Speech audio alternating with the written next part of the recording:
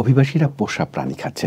Republican president প্রার্থী Donald Trump এমন মিথ্যে দাবি করার পর এক্সে করা এক পোস্টে তাকে উপহাস করেছে জার্মানির পররাষ্ট্র মন্ত্রণালয়।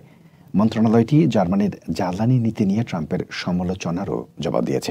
কামালা হ্যারিসের সঙ্গে বিতর্কের সময়ও ট্রাম্প মিথ্যে দাবি করে বলেছিলেন ওহাইওর স্প্রিংফিল্ডে বহু হেইতিয়ান অভিবাসী খাওয়ার জন্য স্থানীয় বাসিন্দাদের পোষা প্রাণী অথবা পার্কগুলো থেকে বন্য প্রাণী চুরি করছে। বিতর্কে হ্যারিস বলেছিলেন তিনি তার দেশকে আরও টেকসই ও বৈচিত্র্যময় মিশ্র জ্বালানি উৎসের দিকে নিয়ে যেতে চান। ট্রাম্প হ্যারিসকে আক্রমণ করে বলেন জার্মানি জীবাশ্ম জ্বালানি ব্যবহার বন্ধ করার চেষ্টা করেছিল কিন্তু ব্যর্থ হয়েছে। এর প্রতিক্রিয়ায় জার্মানির পররাষ্ট্র মন্ত্রণালয় বলে পছন্দ করুন আর নাই করুন ৫০% বেশি নবায়নযোগ্য সহ জার্মানির জ্বালানি ব্যবস্থা পুরোপুরি কার্যকর আছে, আর কয়লা ও পারমাণবিক প্রকল্পগুলো বন্ধ করে দেওয়া হয়েছে। ২০৩৮ সালের মধ্যে কয়লা গ্রিড বন্ধ হবে।